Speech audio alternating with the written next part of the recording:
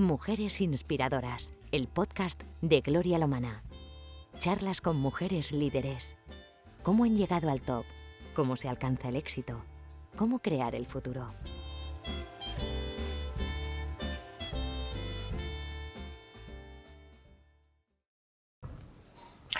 Hola, hoy vengo a hablaros del día 25N, de los días en los que estamos, de este mes de noviembre, de la eliminación de la violencia contra las mujeres, un tema que en Conciencia nos debería de ocupar todos los días del año. Y vengo a hacerlo con una de mis mujeres más inspiradoras, que seguro que también es vuestra, es María Solanas, directora de programas del Real Instituto Elcano. Ella es investigadora, es asesora de política internacional y sobre todo experta de estos temas de los que vamos a hablar. María, un gustazo tenerte hoy con nosotros, con este tema. Bueno, el gusto es mío y gracias además por haber querido tener esta conversación justamente con ocasión de este día tan importante, ¿no? El 25 de noviembre. Sí, porque ¿cuánto queda, verdad? ¿No tienes sensación a veces que se avanza poco, incluso que hay algún retroceso? En el mundo hablo, ¿Cómo estamos, ¿no? Bueno, verdaderamente es que el progreso en este siglo XXI no es un progreso lineal. Hay avances y también hay retrocesos, ¿no? Y lo estamos viendo en temas de igualdad de género de manera muy clara.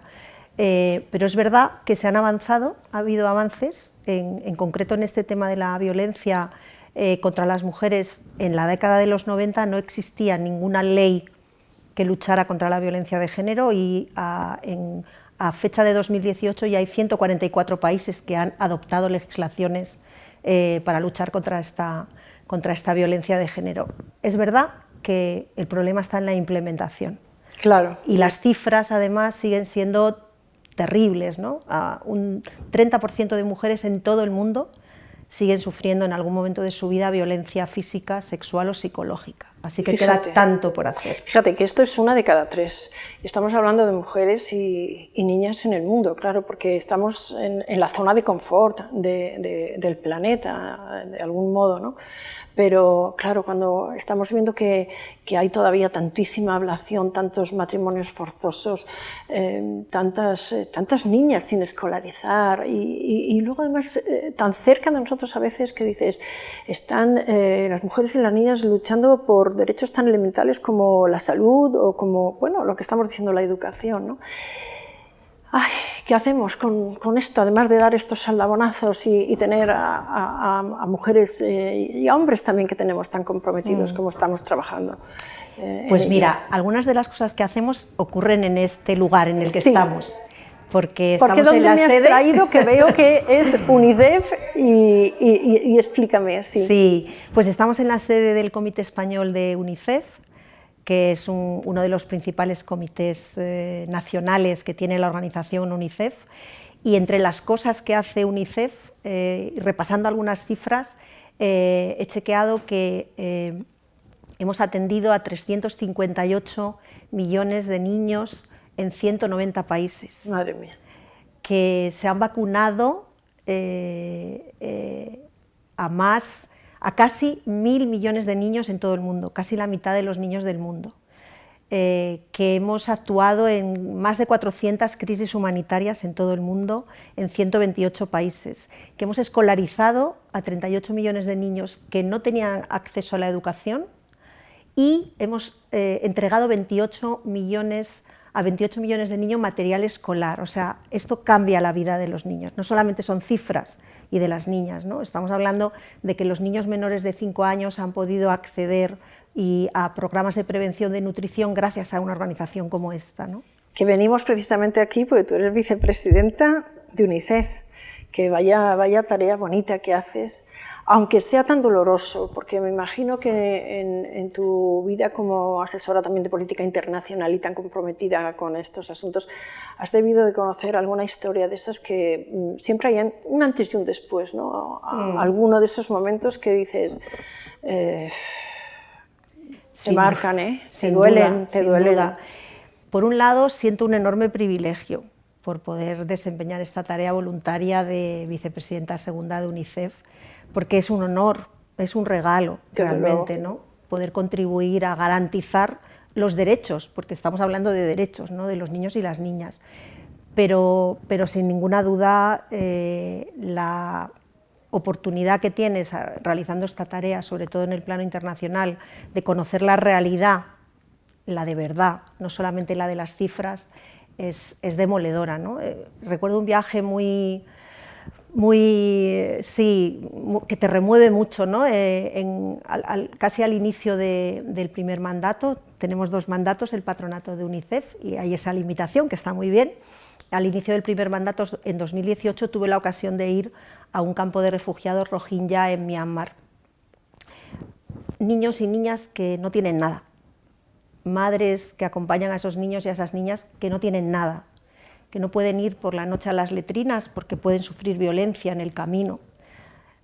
Una realidad que está muy alejada de nuestra propia realidad y que en este campo de refugiados tenían cierto espacio de seguridad y de derechos muy básicos, en parte gracias a la tarea que hacemos los ciudadanos que nos comprometemos con organizaciones como UNICEF, ¿no? Porque al final la tarea la hacen los equipos en el terreno gracias al esfuerzo y a la solidaridad de todos los ciudadanos y ciudadanas que contribuimos a estas organizaciones, ¿no? En España en concreto hay más de 400.000 socios, así que aprovecho la conversación para dar las gracias a todos y a todas. Yo soy muy fan y lo sabes, porque hacéis una labor maravillosa, pero estábamos hablando de tema de mujeres y dábamos unos datos de escalofríos y claro, yo por ejemplo tengo muy presente las niñas y las mujeres en Afganistán, en todos esos lugares donde están cerrados a nuestros ojos y al final te quiero decir que se convierten en guetos, ¿no? Son grandes zonas oscuras y nos están apareciendo muchas zonas de estas con enorme preocupación. Sí, y es cierto además que estamos viviendo unos años en este siglo XXI que son particularmente dolorosos para los derechos y las libertades de las mujeres que en la década de los 90 o los 2000 pensábamos que estaban conquistados, ¿no? y todas lo pensábamos, ¿no? Pero es verdad, es decir, están surgiendo lugares en el planeta donde las mujeres y las niñas no tienen derecho a nada, ¿no? Afganistán es un ejemplo, pero en Irán estamos viendo además cómo las mujeres con esa dignidad, ¿no? Cómo protestan y salen a las calles a defender sus derechos, en parte la comunidad internacional con poco éxito o incluso a veces con demérito, ¿no? Y hay que decirlo también, ¿no? Pero Afganistán es muy sangrante porque además es un lugar en el que las mujeres habían conseguido algo de recorrido, de horizonte vital, que ha desaparecido por completo y se les ha negado todo, ¿no? Se les niega la educación a las niñas. Y a partir de ahí se cierra todo. A partir de ahí, ¿qué horizonte, ¿no? Si no hay educación, si no hay posibilidad de aprender, posibilidad de pensar en un horizonte vital, ¿cuál es el lugar de esas mujeres y de esas niñas en el mundo, ¿no? A mí me gusta, te sigo desde hace tanto tiempo y te admiro mucho, María, y a veces me he preguntado, y te lo voy a preguntar ahora que tengo esta ocasión para compartirlo, y entonces yo, bueno, te pregunto esto precisamente, ¿no? Que ¿de dónde te viene esta vocación que tienes, este compromiso? Que claro, cuando una comienza su carrera profesional, tampoco sabes que vas a tirar hacia este mundo de tanta colaboración, además, ¿no? Bueno, pues la verdad que siempre me ha interesado el mundo desde que era muy pequeña, ¿no? Me ha interesado el mundo, lo que pasaba en el mundo, analizarlo, estudiarlo, pero también cómo cambiar las cosas, ¿no? en ese mundo, claro. ¿no? Es decir, esa doble vocación o esa pulsión que tienes de estudiar, de analizar, de saber más, pero también de hacer, ¿no? O sea, pensar y hacer, ¿no? Y bueno, es verdad que también al mismo tiempo me interesa mucho la sociedad, ¿no? Estudié sociología porque me interesaba mucho la sociedad, ¿no? Y estudié periodismo porque me interesaba el mundo. Y la comunicación, contar claro, lo que vivías. ¿Cómo funcionan las sociedades? ¿Cómo se relacionan? ¿Cómo se tejen esas relaciones en las sociedades? También me llevó ya desde muy joven a entender las relaciones entre hombres y mujeres, entender la desigualdad de género, ¿no? Y bueno, pues al final esas dos pulsiones me fueron llevando con mucha suerte también, y por qué no decirlo, con mucha fortuna, ¿no? Pues a poder combinar la vocación de hacer, de analizar y también de colaborar, ¿no? Pero es verdad además que yo soy hija de mi tiempo, ¿no? De alguna manera, bueno, y hija de mi madre, esto lo tengo que decir. Bueno, tu referente, tu madre, ¿sí? Sí. Qué bueno, qué bonito. Sí. Soy hija de mi tiempo, ¿no? Estudié en los 80, gracias a que tuve oportunidades para estudiar con beca, me fui de mi ciudad natal, una ciudad asturiana, vine a Madrid y ahí pude estudiar las dos carreras, y luego tuve, pues como digo, mucha suerte, mucha fortuna, y luego tuve la gran imagen, ¿no? de las alas que me dio mi madre para volar, ¿no? Y esto, bueno, pues yo creo que me ha marcado mucho a la hora de pensar que hay cosas que hay que cambiar, y que esas cosas hay que cambiarlas siempre haciendo. No se pueden cambiar mirando solo, ¿no? o analizándolas, sino también haciendo, ¿no? para que esas cosas cambien. Yo siempre digo que hay que soñar en grande, pero también hay que hacer en grande, porque si no te quedas solo ahí, y es verdad que hay que actuar. Te estaba escuchando la historia de tu madre y de algún modo es también la mía, ¿no? Madres que en ese momento tenían que renunciar a tantas cosas, pero que han querido que sus hijas pues eso volaran, ¿no? Esto que has dicho de las alas me parece maravilloso. Y así es como comienzas ya en Madrid, donde tú encuentras esa libertad. Sí. Y ahora, como directora de programas de Elcano, además, estás muy especializada en estos temas de bueno, lo que nos ocupa en este 25N. También, ¿de qué manera llegas también a encontrar esta vertiente en ti que te hace, bueno, pues, dar aldabonazos permanentes como estás dando de la necesidad de conquistar y acelerar la igualdad de género? Pues la verdad que vuelvo otra vez a los primeros años, ¿no? Cuando mis primeros años de trabajo, tuve la suerte, porque eso es una fortuna en la vida, de encontrarme muy joven con un entorno profesional en el que podías ser tú mismo, ¿no? Y podías incluso ser peleona, ¿no? Y tuve la suerte de tener tanto colegas como jefes y jefas, hombres y mujeres, que querían, ¿no? que tú fueras peleona y que tuvieras iniciativa, ¿no? Y eso creo que marcó mucho una idea que intento además trasladar en el trabajo diario, ¿no? Y es que las mujeres y los hombres tenemos que ser radicalmente iguales. Lo tenemos que ser, no solamente es que lo somos, lo tenemos que ser. La igualdad tiene que ser no solo real, jurídica, formal, tiene que ser real y tiene que ser efectiva, porque eso es bueno para todos, para el conjunto de la sociedad, para los hombres, pero también para las mujeres, para nuestras hijas, para nuestros hijos, para los negocios, para las organizaciones no gubernamentales, ¿no? para el mundo en su conjunto, ¿no? Y ahora en Elcano, trabajando en temas de relaciones internacionales, me parece que es un binomio fundamental, ¿no? La igualdad de género y las relaciones internacionales. Porque además todo lo que pasa en la sociedad entendemos que tiene un impacto internacional, y lo entendemos también al revés. Lo que impacta en el mundo nos impacta a las sociedades. ¿Cómo no va a impactar en el escenario internacional la desigualdad estructural entre hombres y mujeres, ¿no? Uno va descubriendo además, cuando van pasando los años, que esa desigualdad es estructural, porque no sucede solo cuando eres joven, se mantiene en el tiempo, ¿no? Y evolucionamos, avanzamos, claro que sí, pero no logramos a veces que haya una masa crítica para destruir completamente los estereotipos. Esos siguen ahí, ¿no? Lo que se espera de los hombres, lo que se espera de las mujeres. Por eso creo que me viene de lejos, ¿no? Pero es verdad que estos años trabajando en el mundo internacional, que ha sido mi recorrido durante casi los últimos 30 años de mi vida ya, pues la igualdad de género siempre me ha acompañado, ¿no? Como con esa mirada de perspectiva de género también a lo que pasa en el mundo. No creáis que no es una oportunidad escuchar a María Solanas hablando de ella misma.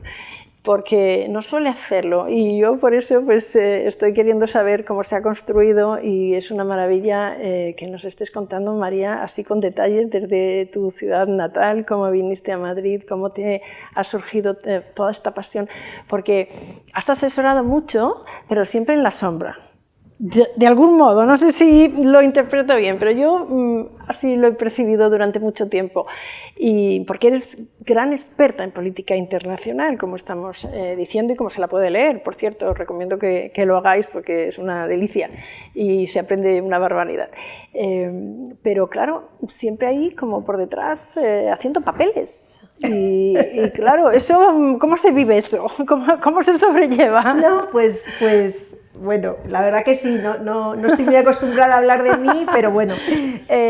Bueno, la verdad que yo creo que la tarea de asesoramiento, ¿no? Y yo he tenido también la suerte de asesorar a un presidente del gobierno, ¿no? Lo cual, bueno, pues ha sido un privilegio también y una experiencia fantástica, ¿no? En todos los sentidos.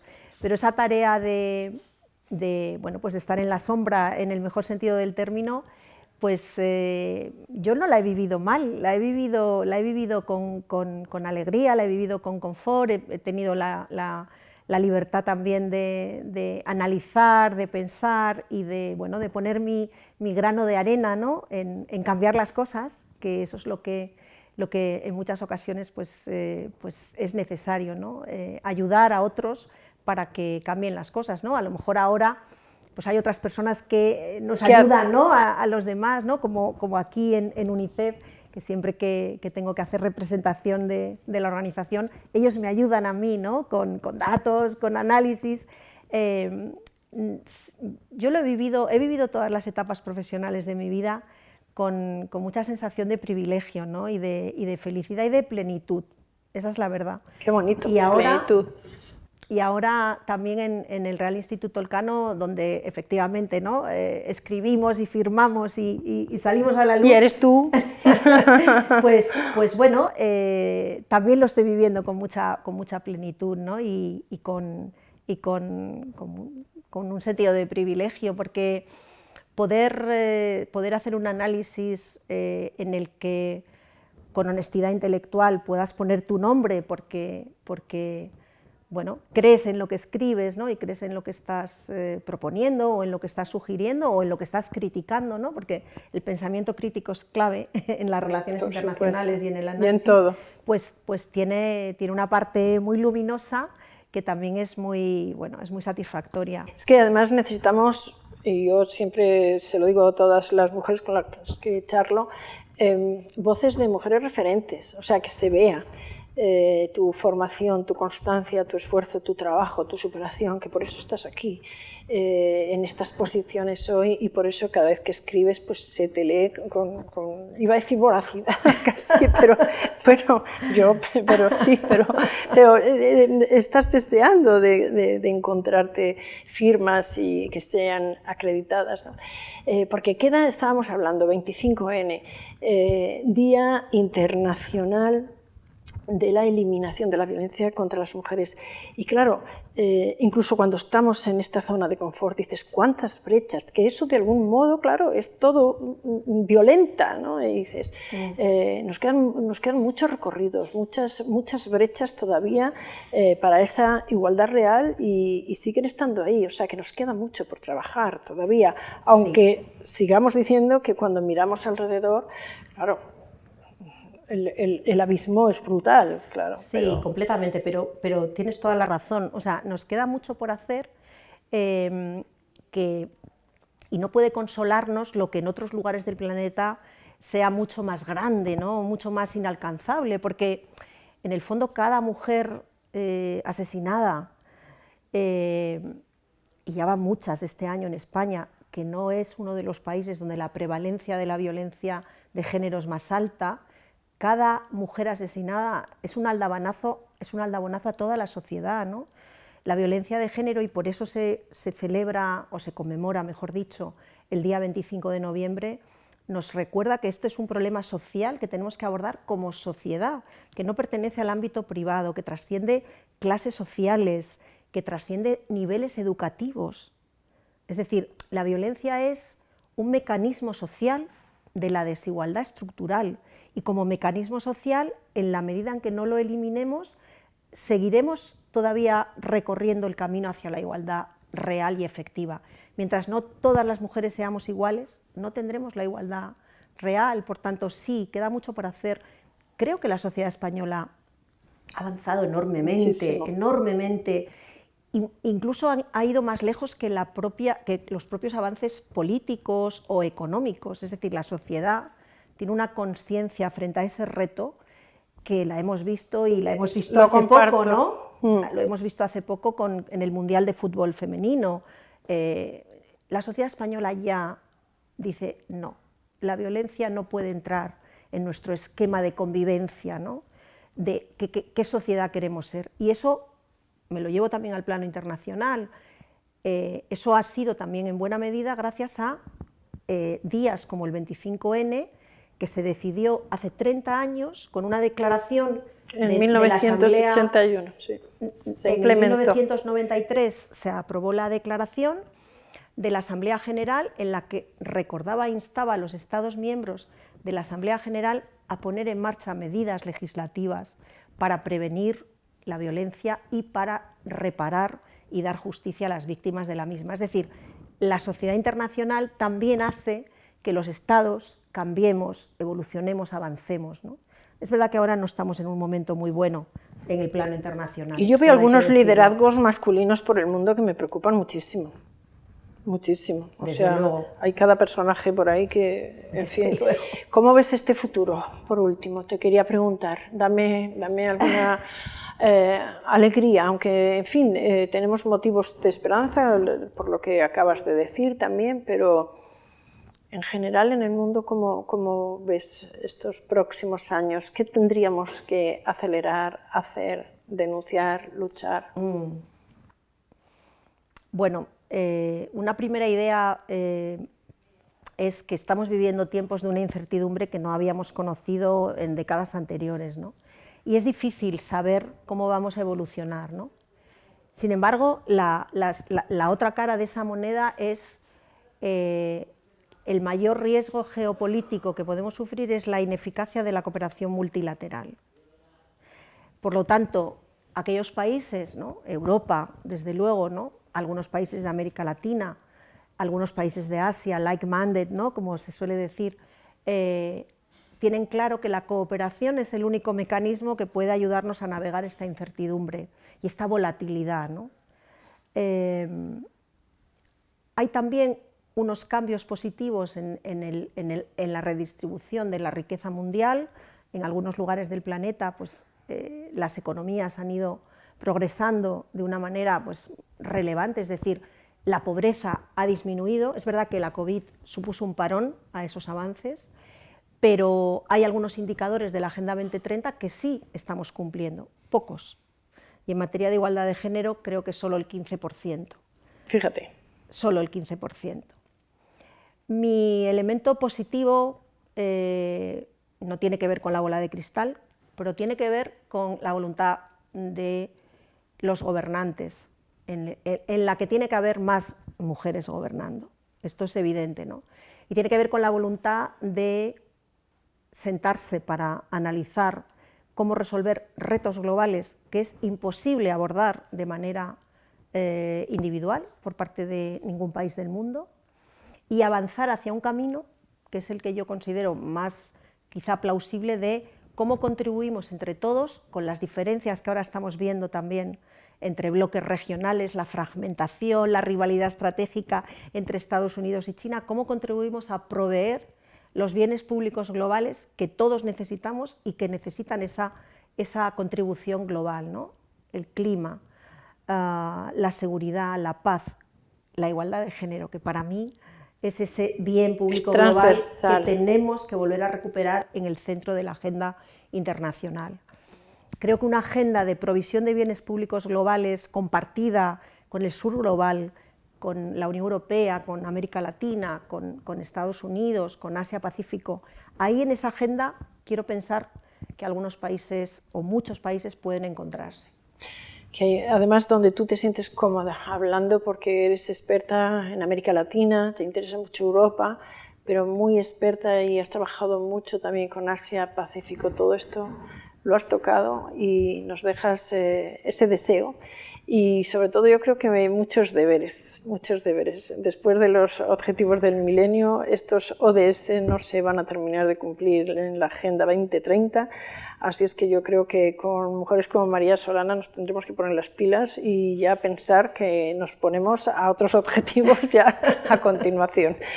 Ojalá que solamente el 25 de noviembre tengamos que recordarlo pronto, solo para homenajear y recordar en lo más hondo a las mujeres que sufrieron violencia, pero porque no tengamos que seguir viendo estos casos y tener que hablar de tanta discriminación, porque es durísimo. Lo es. Pero está en nuestra mano, en la mano de todos y de todas, y de ellos también, luchar juntos para erradicar la violencia. No es imposible, es posible erradicar la violencia de género, pero para eso tenemos que conseguir sociedades iguales, iguales de verdad. Cuando seamos iguales ya no habrá violencia. Me encanta el activismo de esta activista que es María Solanas. Gracias, María, un privilegio charlar contigo, No, de verdad. El privilegio ha sido todo mío, gracias, Gloria. Un privilegio, gracias. de verdad, gracias.